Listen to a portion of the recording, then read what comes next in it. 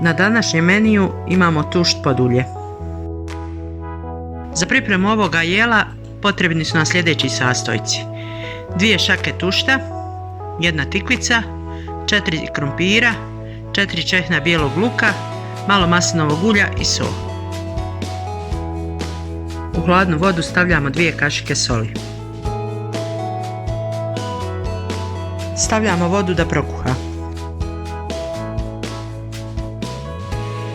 Krompir izrežemo na pola.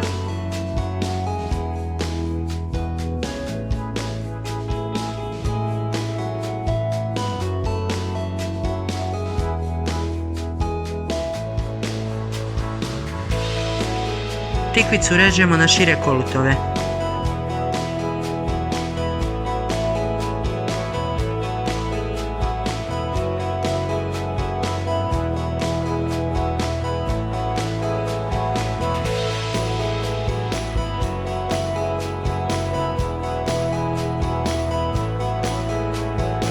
Zatim ćemo usitniti tušt.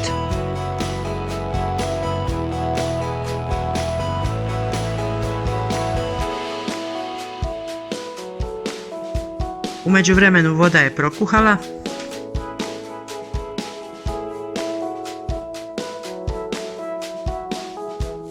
U ključalu vodu stavljamo krompir da se kuha.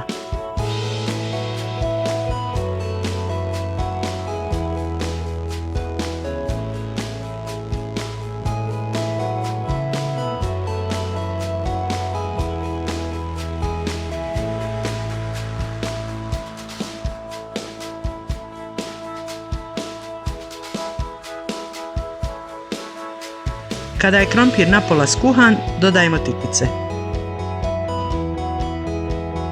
Dodajemo sjeckani tušt.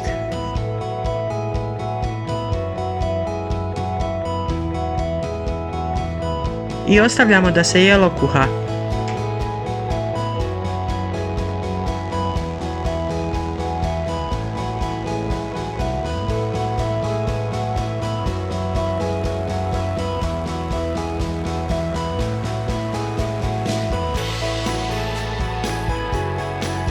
Na kraju, kada je sve skuhano, dobro ocijedimo.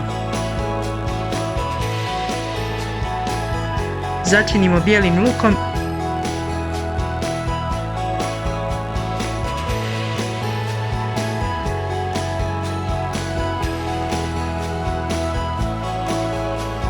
i maslinovim uljem.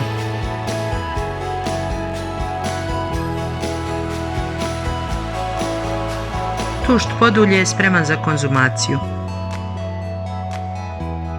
Tušt je ljekoviti korov koji se koristi u ishrani. Voli vas vaša Dina.